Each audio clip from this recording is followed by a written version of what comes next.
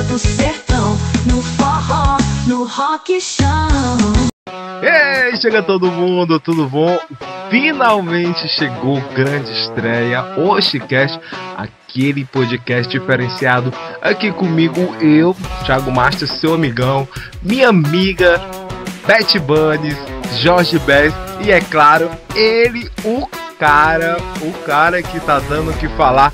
Por enquanto ele não tem milhões de seguidores, mas eu digo uma coisa, por onde ele anda, ele deixa muita gente boca aberta.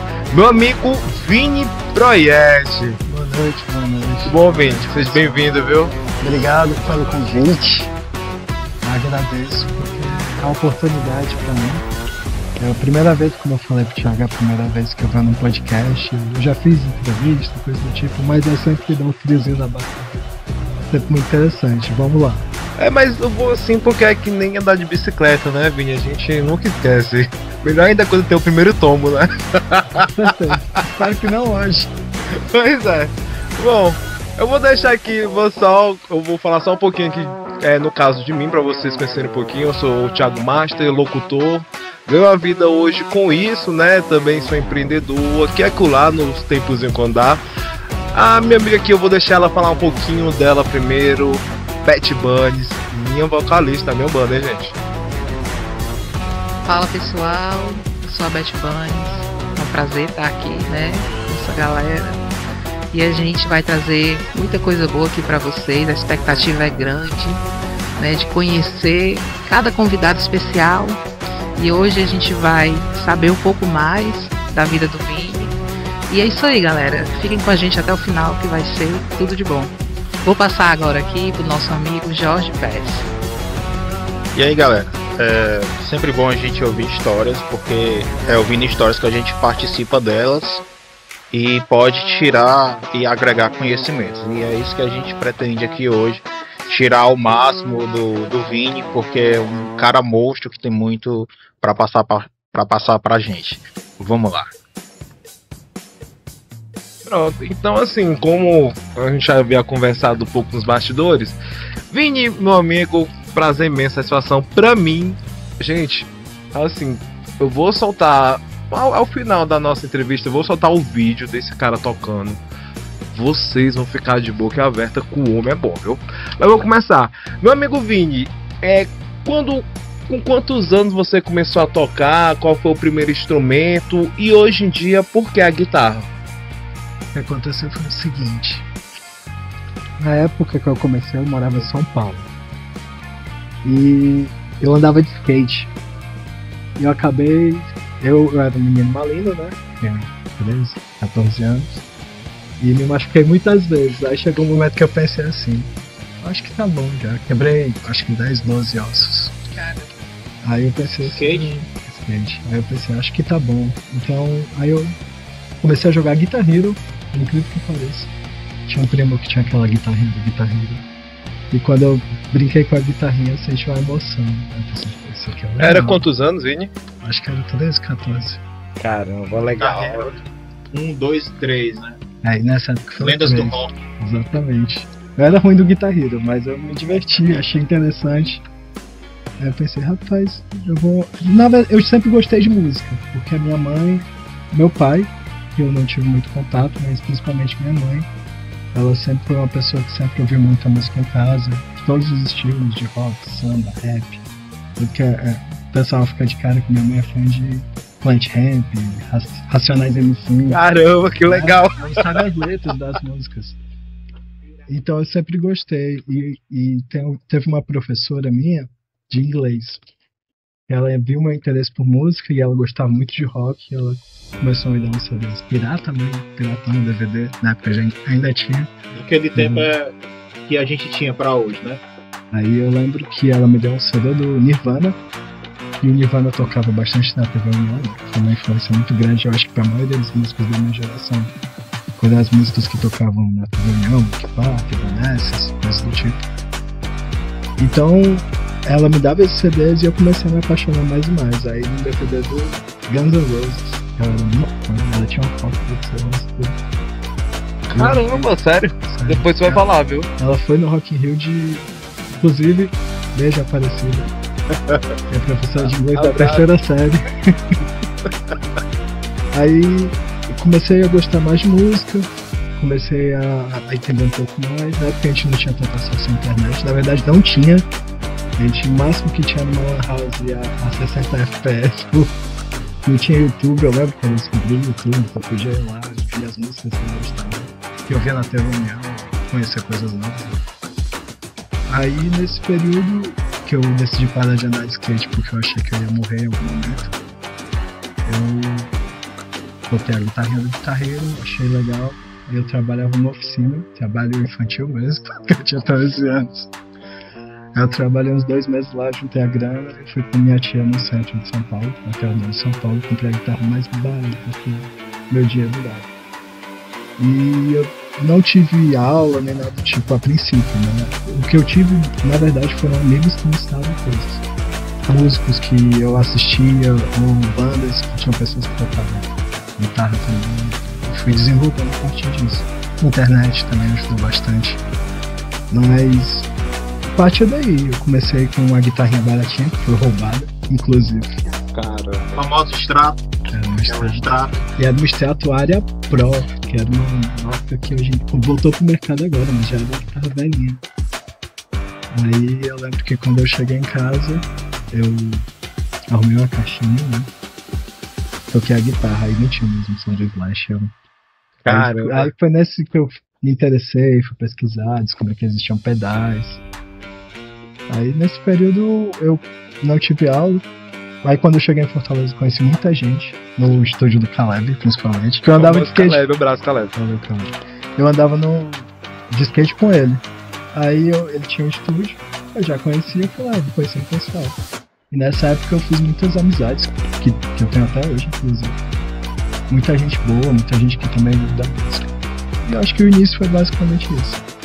Caramba, que legal, Vini. Vini, e assim, a sua primeira banda, você foi com quantos anos a formação e como foi? A primeira bandinha, assim, de amigos foi com 15 anos, eu acho. A primeira vez que eu me apresentei ao vivo foi no Machimberg, inclusive. Caramba! A diretora da escola era roqueira, a Valéria. Eu lembro! Abraço, Valéria, se estiver com a gente. A Valéria, ela era muito fã de coisa do tipo. Eu lembro. Resolveu fazer um festival de rock na escola. Caramba! Foi horrível. Realmente a primeira é ruim, né? Mas na época eu era rockstar, né? Graças a Deus. Mas foi tão ruim que alguém desligou meu amplificador no meio do show. Propositalmente. Era pra ser uma hora de apresentação, foi 20 minutos. Mas. Pois é. Experiência é experiência, né? Seja ela ruim ou boa. Exatamente. Essa foi a primeira banda que eu tive. Inclusive, depois eu toquei com o Filipinho. Toquei com muito pessoal daqui, né?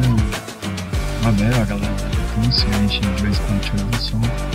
Só que o intermédio da Valéria, inclusive, a gente foi num show de blues. Nunca tinha ido. Eu já gostava do estilo, já conhecia alguns músicos. Mas ver ao vivo é diferente. Quando você vê uma banda ao vivo tocando pra valer, bem, é diferente. Guaramiranga? Não, foi num bar aqui que fechou, inclusive. Bar era Servo Imaginário, o nome. Era ali do Dragão do Mar. Aí o que é que aconteceu? Me apaixonei. Inclusive quem cantou nesse dia foi o André Matos do Angra. Do Camã na época, né?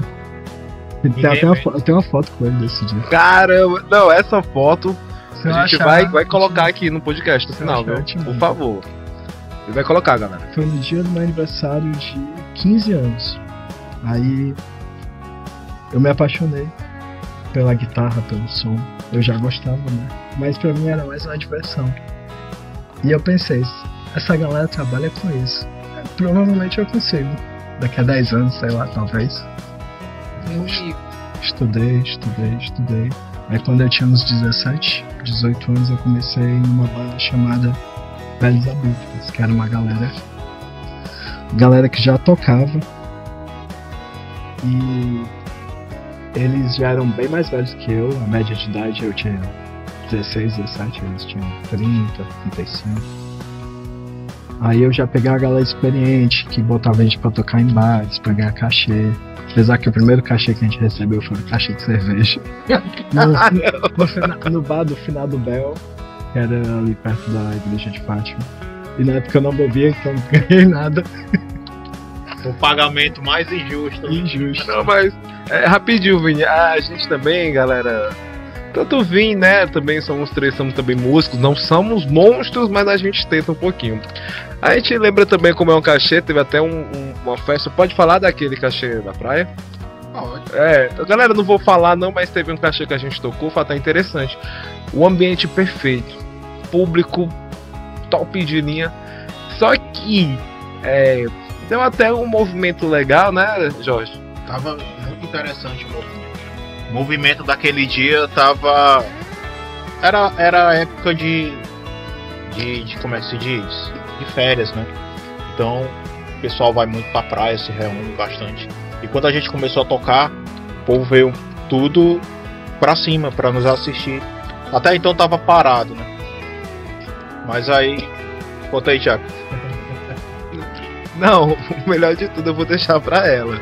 Gente, na hora todo mundo vendo ali, é até engraçado. A mesa da minha família, Vini, parece piada.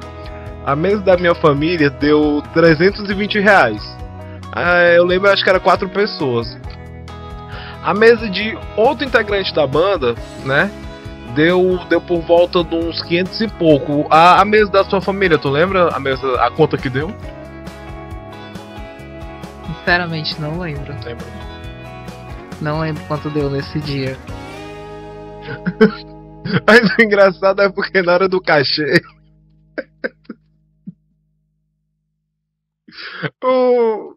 quando os integrantes da banda chegou e falou assim, galera, a gente achava que ia poder pagar mais, viu, Vini? Só que aí, ó, era quantos integrantes? Era 7, era? 5 integrantes. A galera vou botar aqui 250. Vai na próxima. Caramba. Já passou por isso, já, Vini? Oxi, eu já passei demais. Vocês estão conseguindo me ouvir bem? Eu acho que a vida do músico ela é basicamente entre curtir a vibe, ter o trabalho e passar perrengue. Não é verdade. Eu tenho inúmeros perrengues. Eu já toquei uma vez no Bar do Bexiga. Eu sempre toquei lá nas quintas e sempre dava pouca gente. No dia que lotou, e eu tenho testemunhas, essa história é verídica. No dia que lotou, a gente começou a tocar, tocou meia hora e ninguém teve uns gols de criação. Aí quando eu paro pra olhar, tá todo mundo com uma camisa, né? Como se fosse um grande encontro. A encontro da Associação dos Deficientes Auditivos de... Então é cada perrengue que a gente passa. Vai ter começado a cantar com os sinais, né? Então, né? A gente resolveu ensaiar, botar a música que a gente não tocava, ou que a gente queria aprender. Caramba, dessa eu não passei não. Bom, galera, eu tô perguntando muito, agora eu vou dar a vez aqui pra eles, né? Vou começar aqui com Bad Bunny, em seguida Jorge Bez. Vou perguntar também pro Vini Goyet, hein? Decora esse nome, como é bom. Eu sei que tem muita emoção, né, durante a cada show. Mas fala aí pra gente um pouquinho de como que você se prepara para esses shows, o que é que te ajuda a relaxar e enfrentar assim a galera e manter a calma para não errar. Eu sei que tem os ensaios, mas o que é que te traz paz e tranquilidade antes de entrar em cada show? Uma coisa que as pessoas normalmente não sabem, geralmente a banda que faz gig, baile, coisa do tipo, a gente não sabe. Cada um pega música em casa e na hora a gente vê o que vai acontecer. Geralmente a primeira vez é ruim, a segunda é mais ou menos, a terceira já sai legal. E em relação ao que é relaxar, o que eu faço pra relaxar, eu sempre fui muito tímido. Eu sempre tive uma dificuldade de me expressar, principalmente em coisas do tipo. E o que eu resolvi fazer? Eu resolvi estudar a guitarra para me sentir seguro o suficiente para não pensar sobre durante o show. Óbvio que a gente erra, Óbvio que não sai perfeito, mas eu sempre primei pela questão de energia, de você fazer uma performance, de você interagir, de você bater cabeça, do que necessariamente você tocar paradinho, bonitinho, fazer tecnicamente perfeito. A minha ideia sempre foi essa. Porque eu penso o seguinte, eu não sei falar em público. Durante os meus shows que eu canto, porque eu canto também em alguns projetos, mas durante os meus shows que eu canto, eu tenho uma dificuldade extrema de interagir conversando. Tem gente que faz isso muito bem, eu não consigo. Mas em relação de tocar, é até engraçado, quem me conhece no íntimo, me vê subindo numa mesa no meio do bar, acha loucura. Acho que é totalmente extrovertido, né? Mas não. Eu já passei por essa sensação, eu toquei com ele, acredito.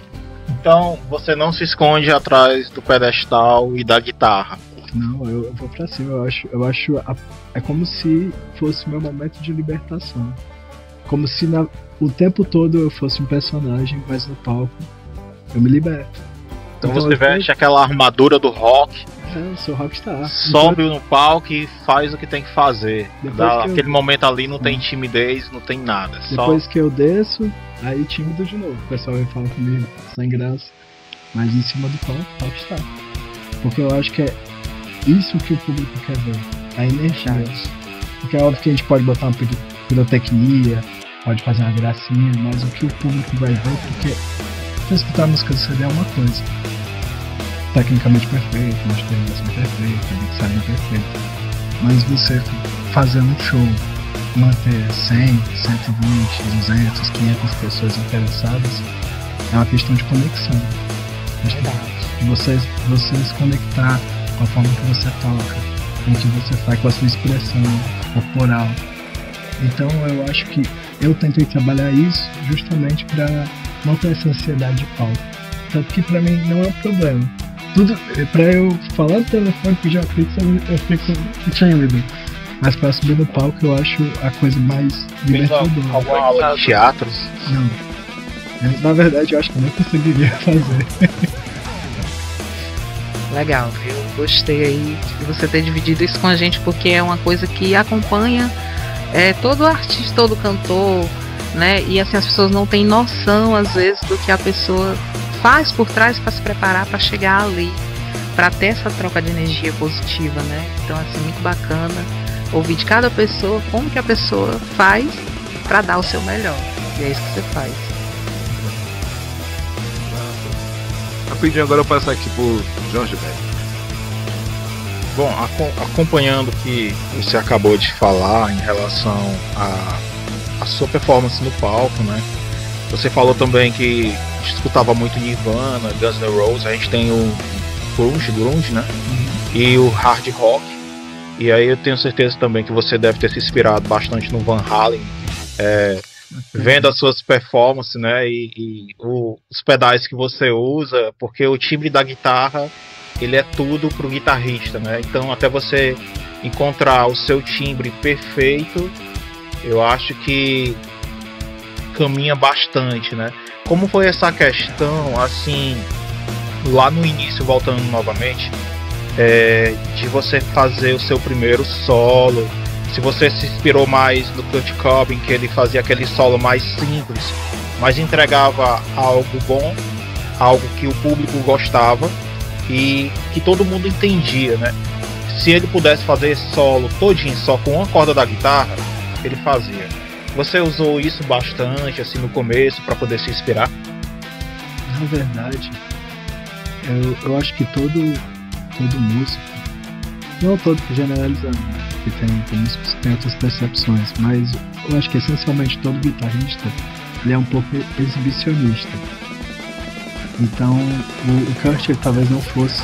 Eu acho ele um excelente compositor e eu acho ele excelente criando linhas de guitarra. De verdade. Quem é que fala que o Kurt não é um bom guitarrista não entende música. As harmonias, é tudo muito pensado. Principalmente porque ele tinha um excelente produtor, né? Mas eu acho que todo jovem que pega uma guitarra, ele quer subir, quer fazer a pose, quer tocar um solo super rápido. Eu acho que com o tempo, na verdade, eu fui mudando isso, e tirando isso, entendendo que a gente tem que tocar um pouco mais pra música, é porque tem os momentos de gente se exibir, e como eu falei, subir na mesa.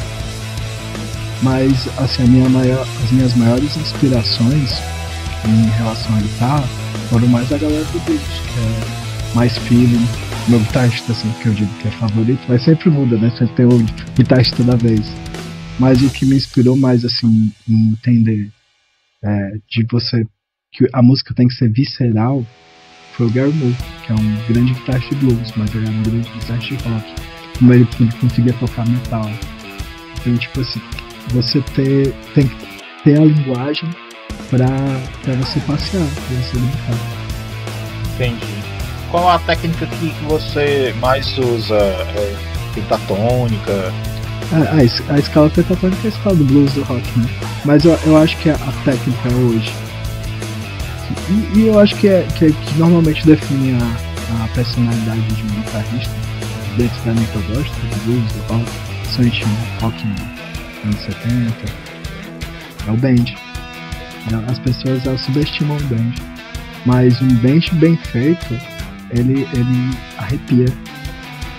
Ser um bend afinado com um vibrato bonito, normalmente é o que dá a característica de um grande guitarrista. Sim. Porque você vê músicos que tocam tecnicamente bem, mas tem bens tecnicamente bonitos. E eu acho que é como se fosse a guitarra, ela é um instrumento temperado, né? Que ela tem vizinhos de casa. Mas a gente tem essa liberdade de fazer nossa própria interpretação através dos bends, que é o que aproxima mais da voz. Então tem N formas de você fazer um vibrato que vai criar a sua identidade musical, ou parte dela, né?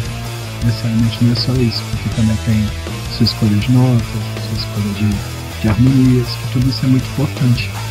Os seus vícios, né? Todo guitarrista tem um vício, todo guitarrista tem uma coisa que ele vai fazer repetidamente.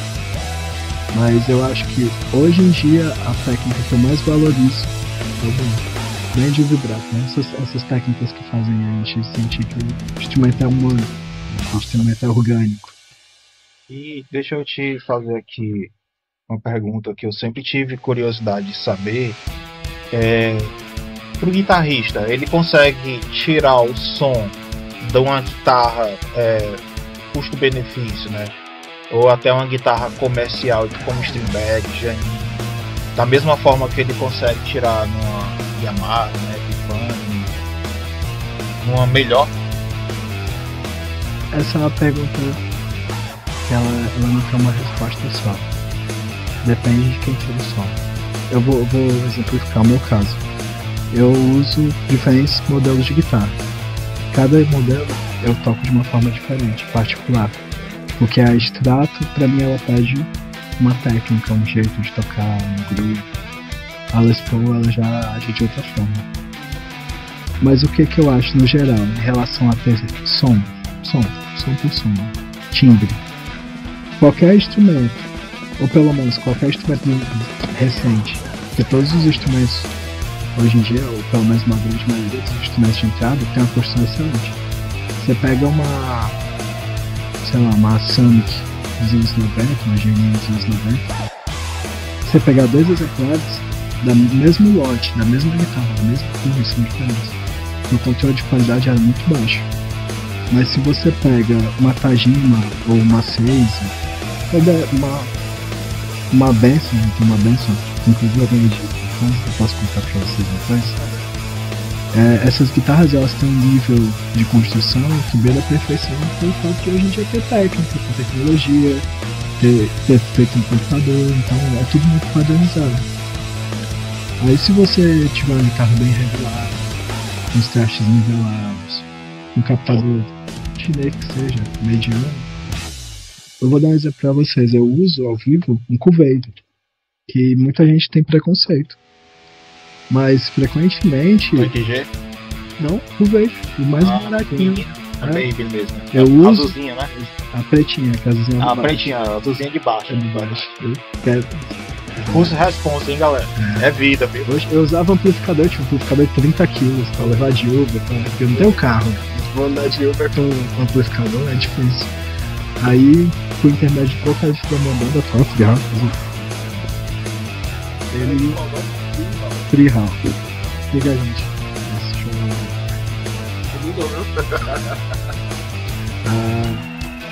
Ele usava muitos pedais. Ele tinha um cover de backup. E ele testou e viu uma gravação dele tocando cover e curtiu. Aí quando eu entrei na banda, ele me deu a ideia de usar. Vai tocar em linha, tipo, tem umas caixas legais, vamos ligar em linha. E eu fiquei impressionado, porque assim, é muito melhor do que qualquer coisa que eu tinha que fazer no computador.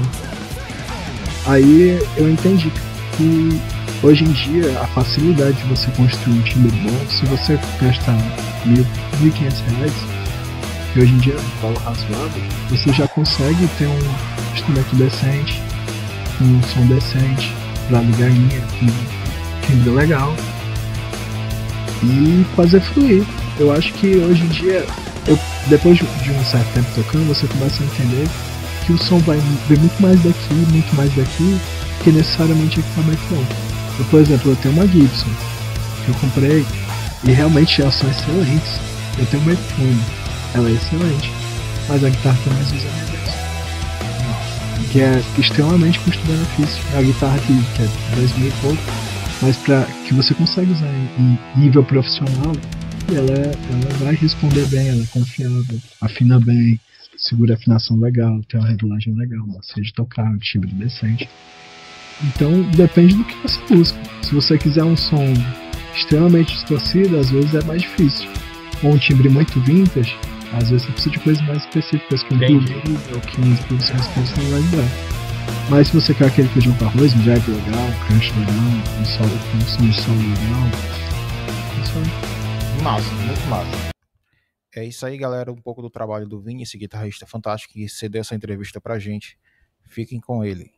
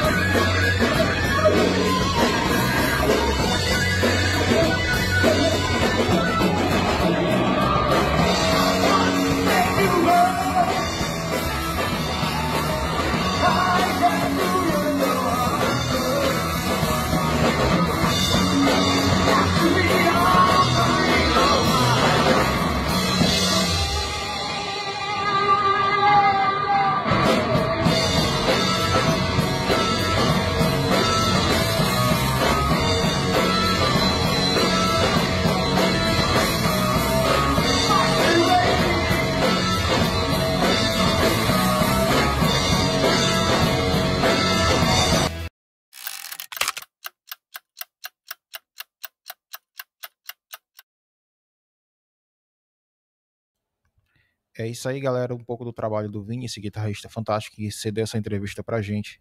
Fiquem com ele.